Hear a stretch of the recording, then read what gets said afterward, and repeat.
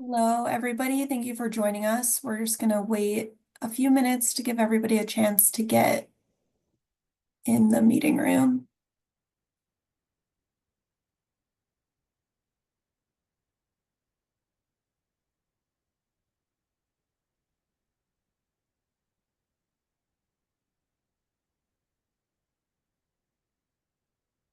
Great. Welcome and thank you for joining us again today for this webinar.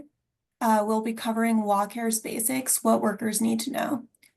My name is Sam, and I'm the WACARE's Fund Communications and Marketing Manager, joined by Sebastian, the WACARE's Fund Outreach and Language Access Lead. Together, we'll be hosting today's presentation. The DSHS customer care team will be answering questions in the Q&A function during the presentation and will be joining us later during the Q&A portion of the webinar. Anyone who joined on a computer or is using the Zoom app on their phone can submit their questions through the Q&A function at any point during the presentation. If we're unable to answer your questions during the allotted time, we will respond to you by email through the email that you've registered with. Today's webinar will be recorded. The recording, along with the slides, will be available on our website, wacaresfund.wa.gov/webinars within 24 hours of the completion of the presentation. And with that, I will pass it along to Sebastian, who will start the presentation today by defining long-term care and caregiving. Thank you, Sam, and welcome everyone. Sorry, give me a second to pull the slides up here. I thought it had it ready.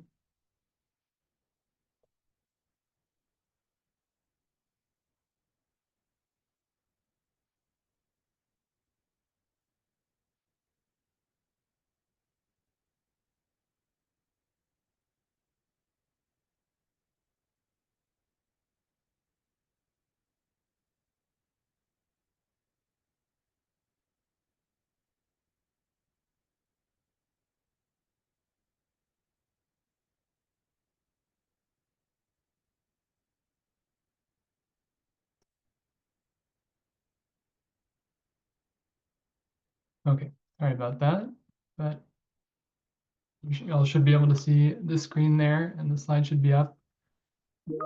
So thank you all for joining us. Again, my name is Sebastian. I'm the WACARE's Outreach and Language Access Lead, and we're going to cover WACARE's basics, what workers need to know. So start by defining long-term care and caregiving generally. So long-term care is help with activities of daily living like bathing, eating, dressing, preparing meals, grocery shopping, and more. But it does not include things like medical care, doctor's visits, and treatment for medical conditions. Long-term care covers a broad spectrum of needs and circumstances, including for younger people who have been unexpectedly injured or become disabled or ill. And a lot of people don't realize how many different services and supports are covered and included when we talk about long-term care. So we often think of it as care in a residential setting, like a nursing home or assisted living, but it can also include care provided in your own home. And in fact, most people with long-term care needs can stay in their own homes with the right types of supports. It's also very common for family caregivers to not realize that they are, in fact, caregivers. So you might go to your mom's house a couple times a week to cook meals, drive her to appointments, and make sure she's taking her medications, which are all common care activities. And the majority of this type of care is provided on an informal basis as unpaid care for a family member, friend, or a neighbor.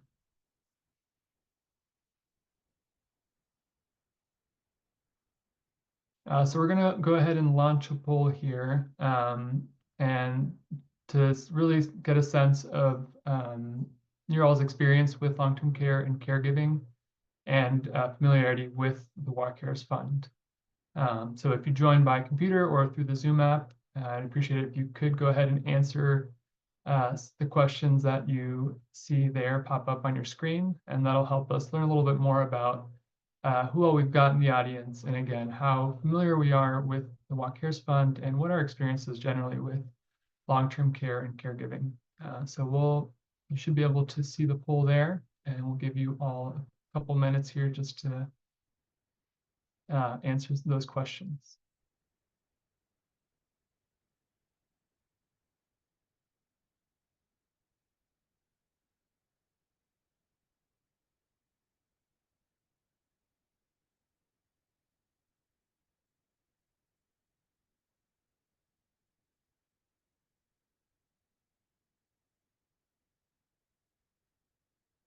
All right, so it looks like we've got some initial answers come in. So thank you all for those of you who were able to answer. Looks like, let's see, we've got for the first question on our experience with long-term care.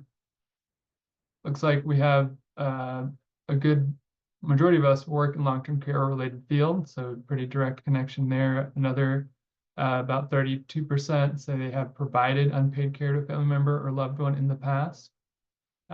We also have about almost 30% say they have don't have direct experience and are not familiar with long-term care. So a little bit of both there. Moving on to how familiar we are with the WA Cares Fund. We've got half of us are somewhat familiar, so maybe we've heard of the program before, and of course this is a great opportunity to learn about some more of those details. 38% say they're not very familiar, and about 11 of us are very familiar. Excellent. Oops, sorry about that. So we'll see in just a moment. So we see from our group responses, right? We have pretty diverse audience in terms of how familiar we are with the program and our experience with caregiving. And family caregiving is really the bedrock of long-term care. So we have about 820,000 family caregivers in the state of Washington, which comes out to about 11% of the population. And next year, we want to share a story from a Washington family that is doing the kind of caregiving that WA Cares will support. So just to do a brief introduction of Sunny and Yenny, who you see on the screen there, sisters and nurses who live in the Puget Sound area and care for their mom who has experienced a cognitive decline. So we're going to go ahead and take a look at their story here next. My mom was a nurse anesthetist in Korea, and we're both nurses, so it kind of runs in the family. That was part of the reason why we were able to come here in 1974, because she had worked as a nurse and they wanted nurses to come, so she was able to bring the whole family. Just a couple of years ago, we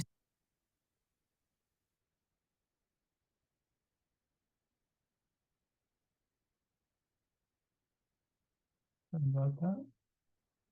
started noticing that my mom started to have some cognitive decline, kind of on the spectrum of dementia. Yenny and I have had to kind of put our jobs on the back burner to really help take care of my mom. Some days were good, some days were very difficult. I mean, it's our mom, and there's nothing I wouldn't do for her to make sure she stays as independent as possible with the support that we can give her. If we had a resource like WA Cares, that would have been so helpful to just kind of ease some of our financial burden in trying to do this. It's very difficult. So we try to simplify her life. We do her grocery shopping, and she often will come with us, and cooking, cleaning, cutting her hair, taking her out socially, but we're creating meals that she is familiar with and that she enjoys. And we like to bring her out to do fun things too, and not just like all medical all the time. Believe me, it will affect you, whether you're younger or older, to have a resource like that and to know that the state is investing in families. That means a lot to me. WA Cares is a program that I think will benefit everybody.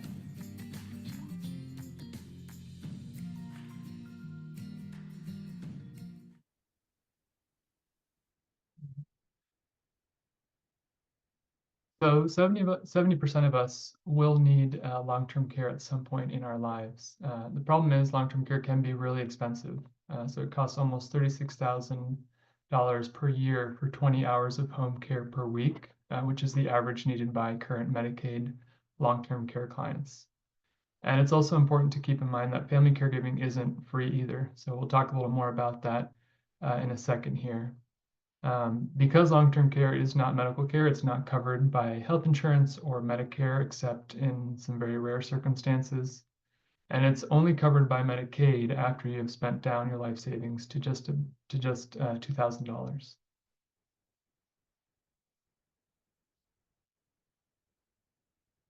So even though long-term care is a predictable cost, the reality is that most of us don't have a way to pay for it. The median household income for Washington seniors is just about $56,000 per year. And 41% of Washington workers near retirement have no projected retirement income from a pension, a 401k, or an IRA. And then another 42% have no pension and only enough 401k or IRA savings to replace 10% of their pre-retirement income. So if we combine those two groups, that means that 83% of Washington workers between the age of 55 and 64 have no pension or savings, or only enough to replace, again, 10% of their pre-retirement income.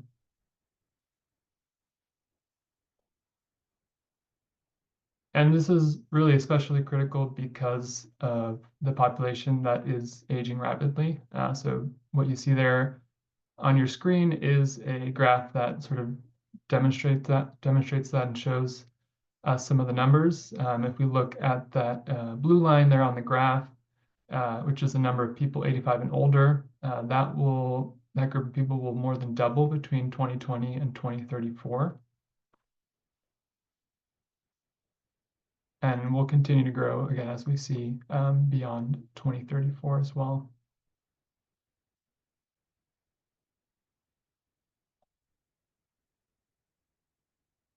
And on top of that, the caregiver support ratio is also declining sharply. So, which means a lot less family support will be available for people in high-risk years for needing care. And family caregivers will be more likely to be providing care for multiple loved ones at a time. So we see there on the left-hand side, 2010, there's 7 potential family caregivers for each person who needs care. And we slide over to 2050, that goes down to 3 potential family caregivers for each person who may need care. So as a society, we need to provide better support for caregivers and find new ways to help families with those long-term care needs.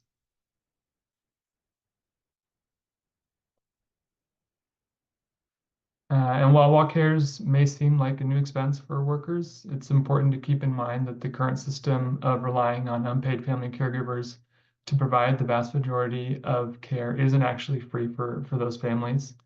And almost half of family caregivers experience a related financial setback.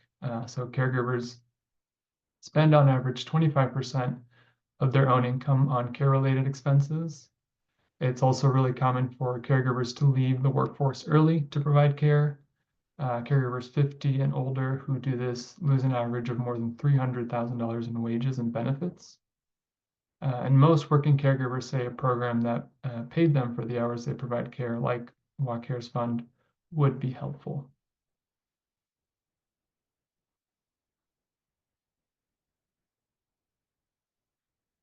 And Washington State, like the rest of the country, is experiencing a labor force shortage, so job openings are increasing, but the number of available workers is not.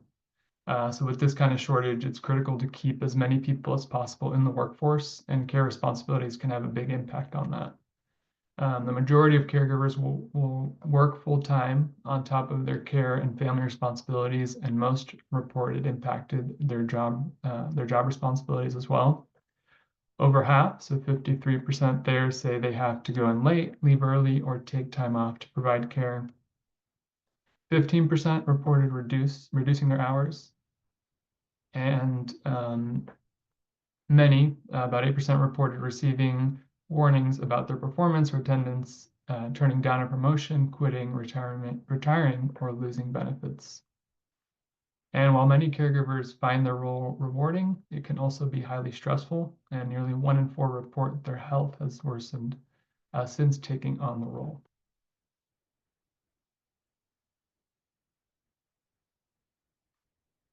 And long-term care is also a significant driver of budgets and accounts for roughly 8.9% of the state budget. So we don't often think about it, but these costs are paid for by all Washingtonians through taxes and goods and services. And as our population ages, costs will rise accordingly.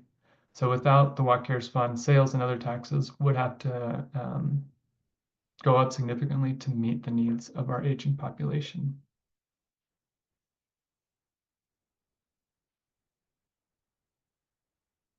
So with these challenges in mind and facing a projected doubling of Medicaid long-term services and support costs by 2040, Washington State's Joint Legislative Executive Committee on Aging and Disability began a search in 2014 for a long-term care public policy innovation that would preserve and protect the Medicaid program budget, offer affordable long-term services and supports insurance coverage, provide financial relief to middle-class families and their caregivers, as well as be financially viable and sustainable in the long run.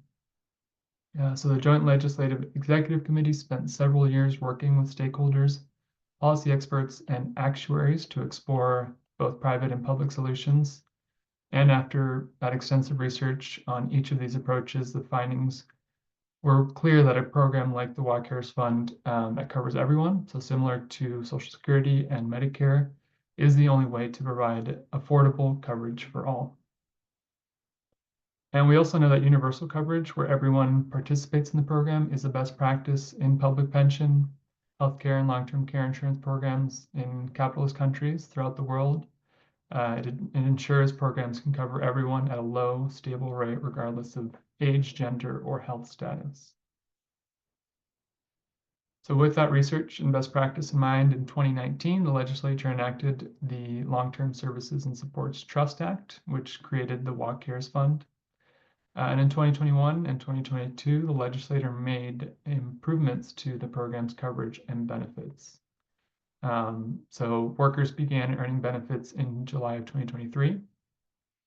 This year, the legislature gave workers the ability to take their benefits out of state. So we'll talk more about that as well in more detail in a second here. And then in July of 2026, the benefit will become available to those who qualify.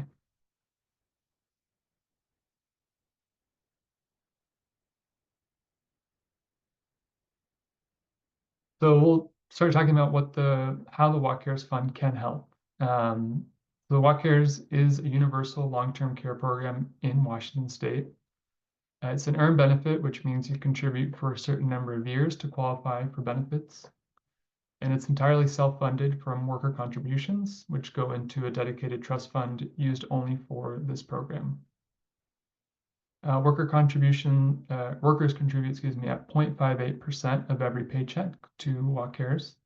And you can see here that what this looks like for the typical worker who makes just over $50,000 a year.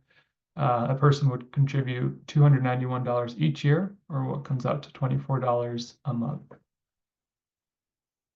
You only contribute while you're working, so contributions stop when you retire or if you become unemployed. And everyone is covered at the same rate regardless of any pre-existing conditions. When it comes time to claim your benefits, there are no copays, no deductibles, and you never need to file a claim or pay upfront for services. Instead, we will connect you with the contracted providers for the services you want, and WA Cares will pay them directly. Contributions to the program began again in July of 2023, and the benefits will become available in 2026.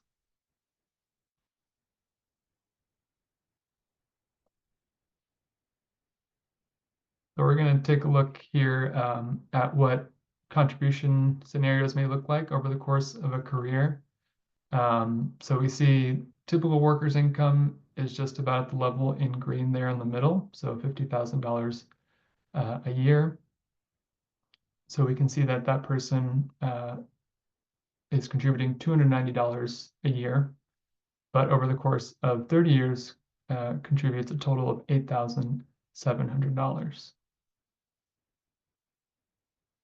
And we see the differences again with the other examples there.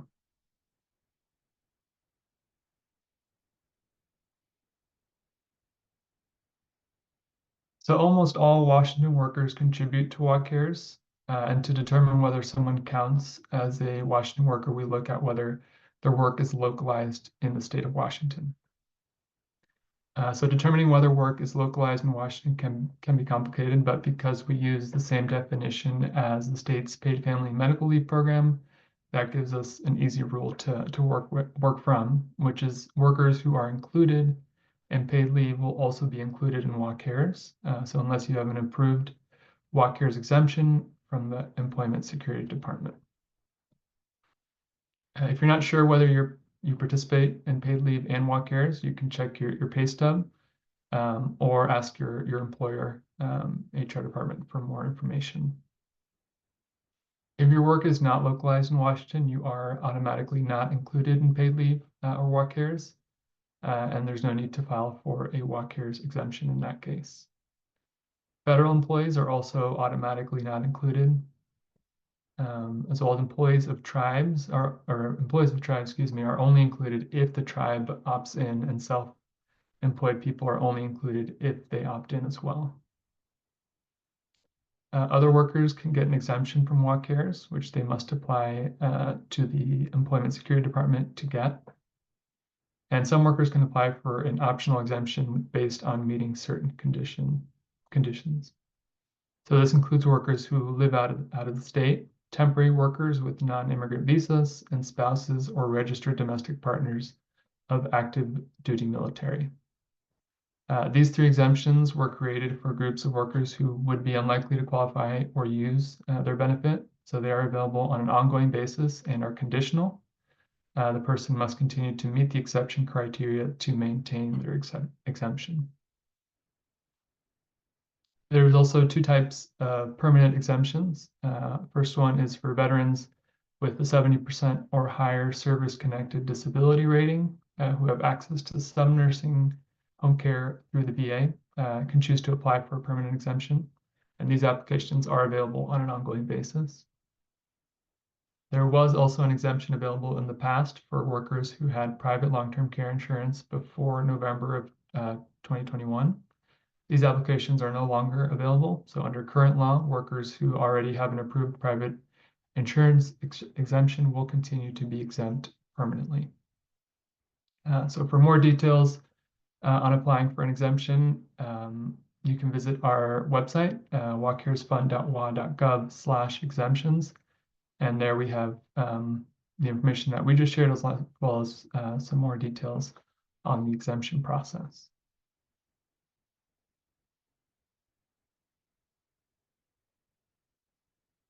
So if you're self-employed, you can choose to opt into the WACARES fund and protect yourself with the same affordable benefits available to other Washington workers. Like other workers, you would contribute 0.58% of your earnings, and this includes your net earnings and any gross wages paid to you from your business entity. So to earn benefits, you must work at least 500 hours per year. And for self-employed people who elect coverage, this is calculated by dividing your gross annual wages by the current minimum wage. And applications to opt in became available in July of 2023. And you can also learn more on our website at wacaresfund.wa.gov/opt-in. We'll have more specific information about opting in for self-employed folks.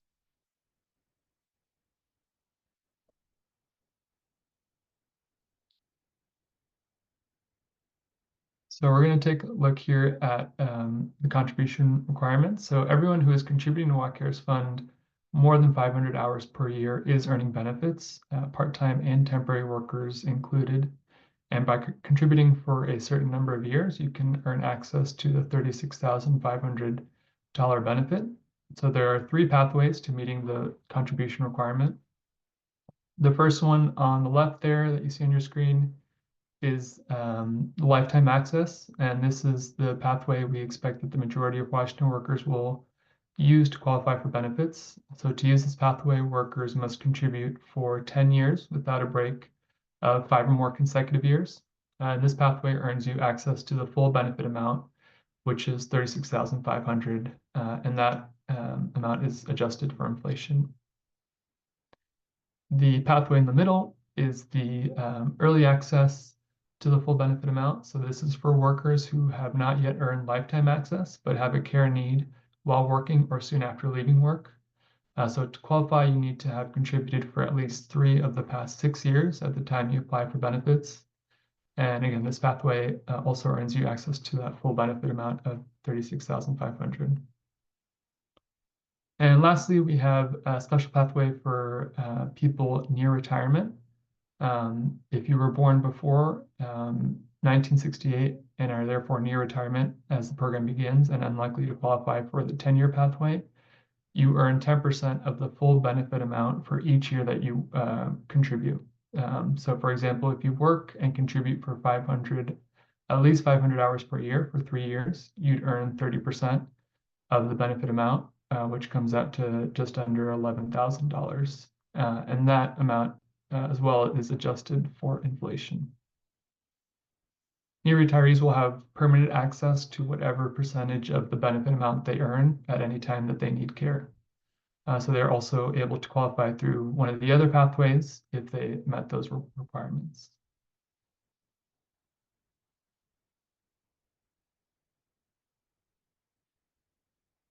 So once workers meet contribution requirements and need help with at least 3 activities of daily living, they can get access to $36,500 worth of services and supports. And again, that is a lifetime benefit amount that will increase over time with inflation. With Walk Cares, workers get the flexibility and the freedom to choose the services and supports that meet their needs. So you can see on your screen there some examples of what that may look like. That could be in-home or residential care. Could also include things like home modifications to make your home safer and assistive technology for things like medication reminders and fall detection that can help with some care needs. Walk Cares is designed to help people age in place and in their homes as long as possible. And that's what most of us want to do, and most of us can if we have the right supports in place. Walk Cares has many options to provide support for family caregivers, so you can choose someone who would otherwise be caring for you on an unpaid basis to get training and be paid, including your spouse. And Walk Cares can help lessen the impact on family caregivers by paying them for their time or making sure they can get the support services they need as well.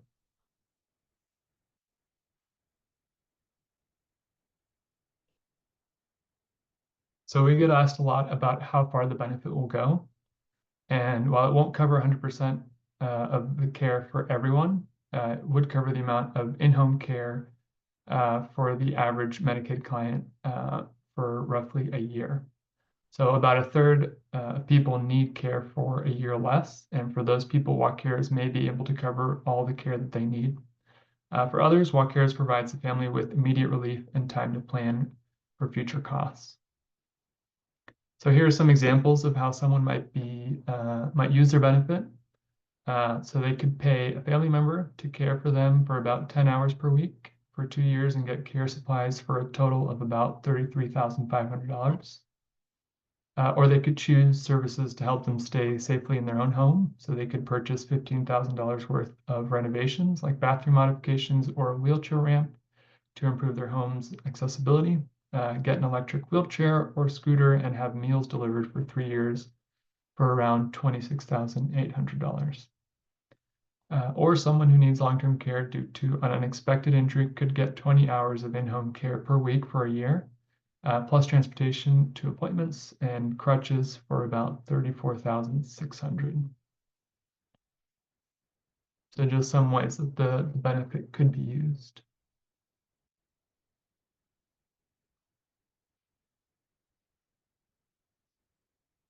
So there's also some great news we'd like to share from the last legislative session, 2024, that the legislature passed a new law allowing people to take their Walk Cares benefit with them if they move out of the state. So under the new law, starting in July of 2026, Washington workers can choose to continue participating in the Walk Cares Fund if they move out of the state. And to become an out-of-state participant, workers must have contributed to Walk Cares for at least 3 years, in which they worked at least 500 hours per year, and must opt in within a year of leaving Washington. Like other workers, out-of-state participants will keep contributing to the fund during their working years, and the state will create a process for out-of-state participants to report their earnings and pay premiums with a focus on making it as easy as possible for those participants. And the benefits for out-of-state participants will become available starting in July of 2030.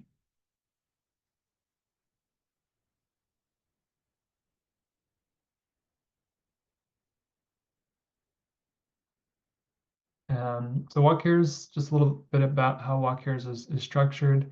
It is a cross-agency program, and multiple state agencies have responsibilities in designing, developing, and implementing the program. So if you have questions about exemptions or opting in, the Employment Security Department is the right place for you, ESD. If you have other questions, you can connect with DSHS, Department of Social and Human Services. You'll also work with DSHS in the future as you apply for benefits and get care need assessment. And HCA, the Healthcare Authority, has responsibility for paying providers. And we also have the Office of the State Actuary, which is responsible for ongoing analysis to make sure that the fund stays on solid ground financially. Alrighty, and with that, I believe we move into the Q&A section. Great, thank you, Sebastian. Yes, we will now move into the Q&A portion. As a reminder, please submit any questions that you may have through the Q&A function located at the bottom of your screen. All questions related to exemptions, we will be forwarding to the Employment Security Department, who handles all exemptions, and they'll respond to you through the email that you registered for today's webinar with. As well as if you answer questions that we don't have time to answer today, we will also respond to you through an email. You may hear some new voices during the Q&A portion. We do have our customer care team here on the line, and they may jump in to assist with answering some of your questions. So the first question is, if you're near retirement and have worked 3 of the past 6 years, are you eligible for a full benefit? So thank you for that question. So if you're near retirement and have contributed for the last 3 years, if you worked at least 500 hours in those 3 years, then you will have contributed for 3 years. And the near retirement pathway was that if you were born before 1968, and for each year that you contribute, you earn 10% of the full benefit amount. So that could be 30% if you were also to need care unexpectedly or suddenly. Then because you contributed or would have contributed 3 out of the last 6 years, then you could also maybe access the full benefit amount through that middle pathway that said that if, again, you contributed 3 out of the last 6 years at the time that you need care, then you would have access to the full benefit amount. And self-employed workers opt in at any time. Yes, self-employed workers are able to opt in, yes. Is the $36,500 benefit an annual benefit or a lifetime benefit? The $36,500 is a lifetime benefit. So it is given once, but it is also permanent, meaning that you can use it as you would like, and there is no timeline or deadline in terms of how quickly you need to use that benefit amount.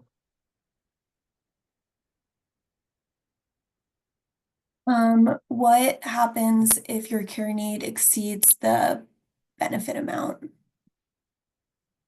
So WalkCares covers the benefit amount of $36,500. Beyond that,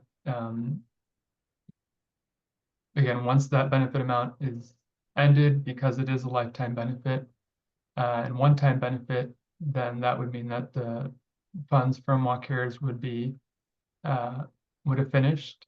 So that would depend on how you would like to continue with covering those long-term care needs. But yeah, once you finish that full benefit amount or the benefit amount that you are approved for, then that is the total amount that you would receive from WalkCares.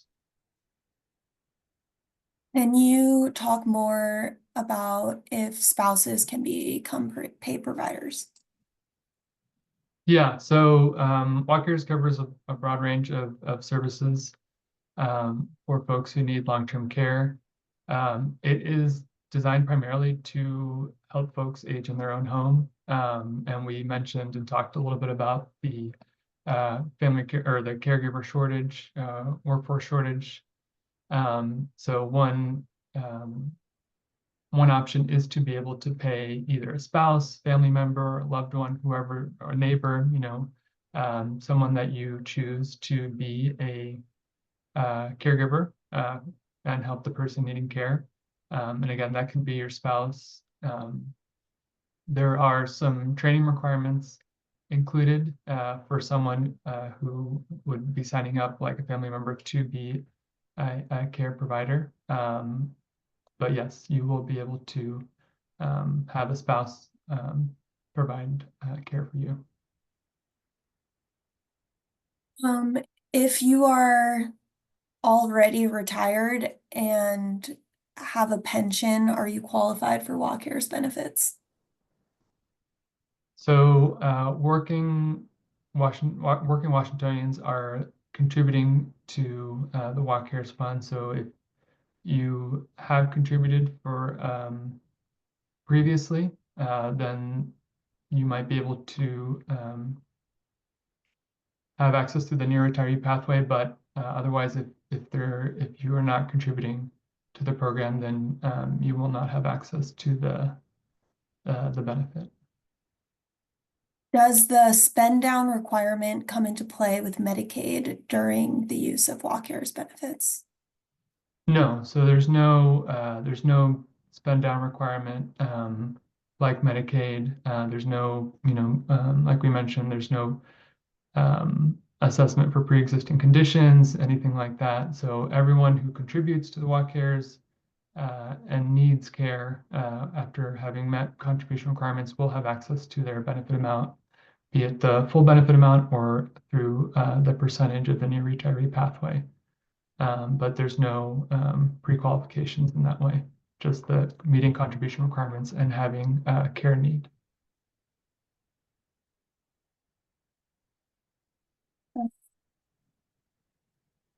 How will you become a registered provider? For a provider, I might defer to Crystal if you're able to answer the one, just to make sure we get it right. Sure, of course. So the provider registration process is currently under development, but we should know a little bit more about that later on this year. I will search for the link and drop it in the chat, but there is a link to sign up for, I believe, email updates when there's more information available for that. So that's a great question. Thank you. If WalkCares is a lifetime benefit and you draw from it pre-retirement due to an injury, can you still use it again after you retire? Yeah, so once you, if you've met contribution requirements and have a care need, you will have access to the benefit amount when you need it. Of course, if you have that immediate care need and have met the contribution requirements, then you would have access to it. But again, it is a lifetime benefit, so it is a one-time use of the benefit. Do you need to have, is there a limit to how much savings you can have, personal savings you can have to access WalkCares benefits? No, so personal savings would be separate from WalkCares. So for WalkCares, if you have met the contribution requirements, so those are those three pathways that we mentioned earlier, and at the time that you need care, then you will be able to have access to that benefit amount. Again, be it the full benefit amount of $36,500, or if you qualify through the near retiree pathway, a certain percentage, depending on the amount of years that you contributed, then you will have access to that amount independently of your personal savings. Will you still have to make contributions after you use your lifetime benefit? Yeah, so all working Washingtonians contribute. So if you do use your benefit amount before you retire, let's say, you will continue to contribute after having used your benefits, and if you continue to work. Again, it's a social insurance program, and that way it guarantees that everyone who does contribute, right, and has a care need will have access to that benefit amount. I think we already answered this one, but I see it a few more times. Is there a timeline for opting in if you're self-employed? No, there's no timeline. So if you are self-employed, you are able to opt in to the program. And just as a reminder, if you have questions about exemptions, we'll be taking your questions, sending them to ESD, and you'll get a response through the email that you registered with. Can you talk a little bit about taking the benefit out of state? Yeah, so again, that was one of is one of the newest changes to the program, which allows folks to take the benefit with them. So to be able to become an out-of-state participant, you need to have contributed to the WACARES for at least 3 years, and have notified the Employment Security Department, ESD, that you have left the state within a year of leaving the state. So if you have done that and then meet the contribution requirements and of course have a care need, then you will be able to access your benefits in any other state within the country. Benefits for out-of-state participants will be available in July of 2030. But those benefits will be able to be taken out of state in that case. You able to take your benefit internationally? So that is something currently no, but that is something that is being discussed and worked on. So we will, as we have more information and more updates, we will be able to share that. So I would recommend signing up for the email updates to receive the latest information on that. But it is something that is being worked on.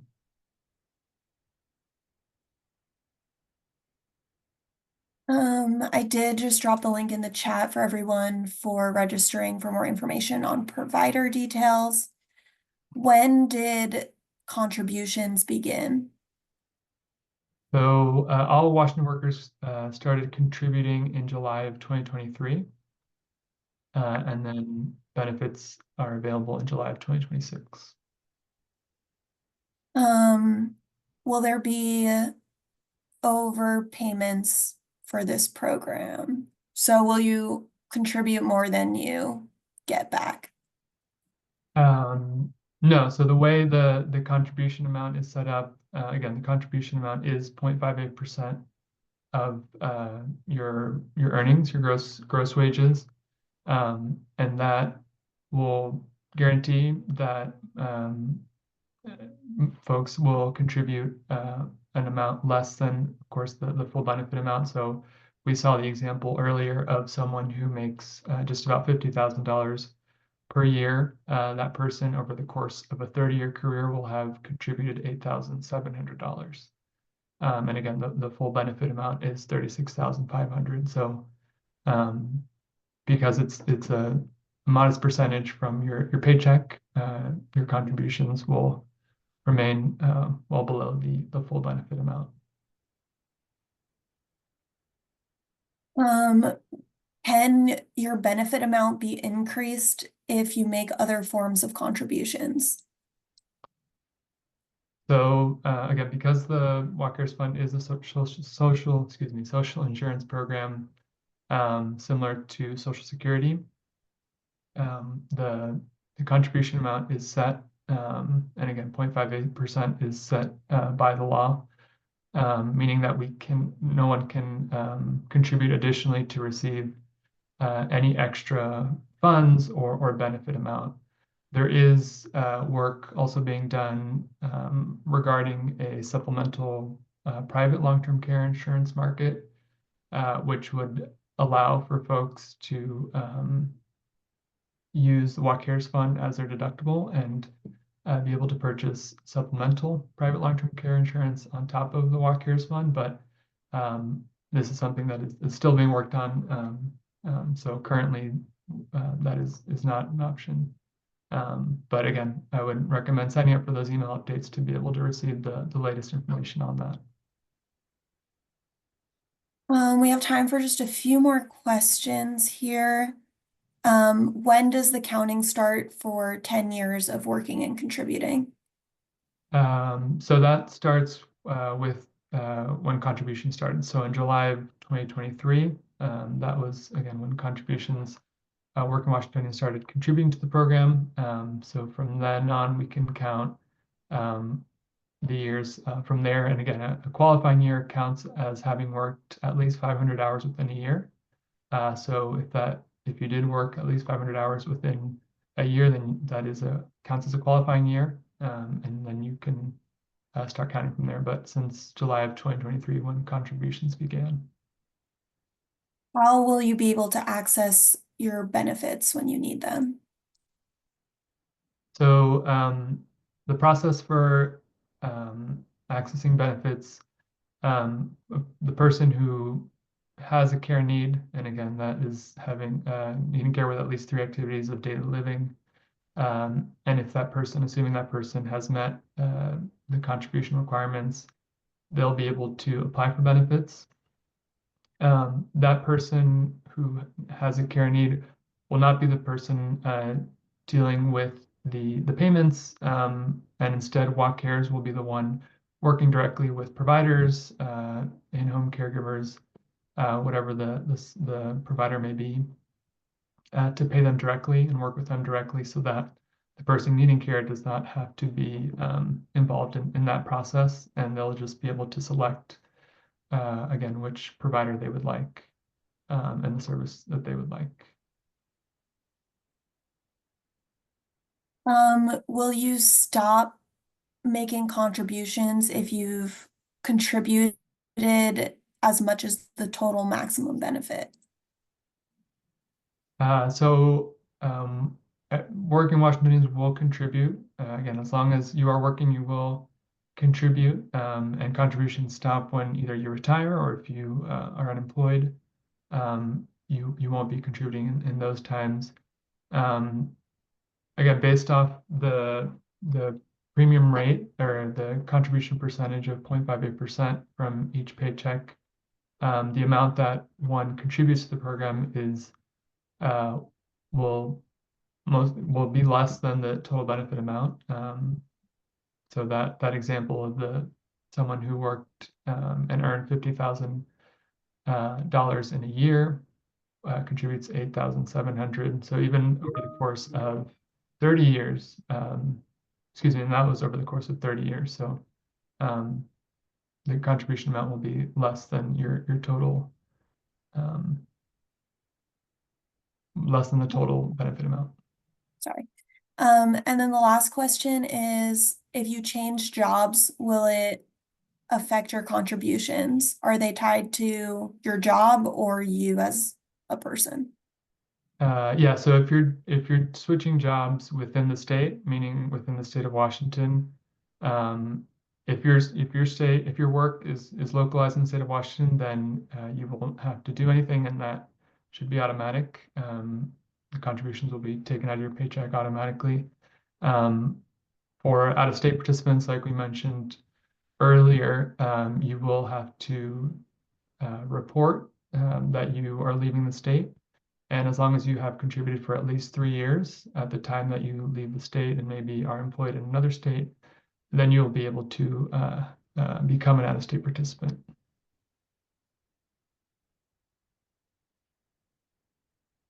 And just to follow up on that, in most cases, your contributions will be less than the amount that you're contributing.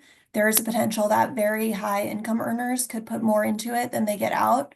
But we do have a contribution calculator available on our website where you can estimate your own contributions. That will be the end of our Q&A portion. You can still continue to submit questions if you'd like through the Q&A function, and we will follow up with you via email after this event.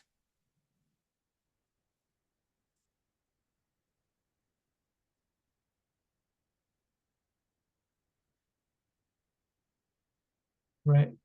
So we're just going to do a quick recap and summary of some of the things that we talked about, because I know there was a lot mentioned here. So you may benefit directly from Walk Cares, either by receiving care yourself or getting help caring for loved ones. You may also see the impact of Walk Cares at work as your coworkers with caregiving responsibilities get more support. And not only will Walk Care serve as a financial resource for families, the ability to make a loved one a paid caregiver will help keep the benefits workers earn in their families and communities. And Walk Cares will ensure workers throughout the state can access affordable long-term care coverage for the first time, and it will lower the cost of long-term care spending that we all pay through our taxes. And Walk Cares will help Washington families meet the challenges of our aging population and ensure workers have more choices to help them live with dignity and independence as they age. And that is all the slides we have for y'all today. Great. We would love to hear from you and would appreciate it if you could take a minute to share your thoughts about today's presentation. A survey will automatically appear on your screen when you exit this meeting. Thank you all for joining us today. As a reminder, this webinar was recorded. You can find the recording along with the slides and information about upcoming webinars on our website at wallcaresfund.wa.gov/webinars. We'll go ahead and drop that link in the chat as well. It will be available within 24 hours. And if you have any additional questions, you can contact us by phone or email with the information listed on your screen. Thank you all for coming, and I hope you all have a great day. Thanks, everyone. Take care.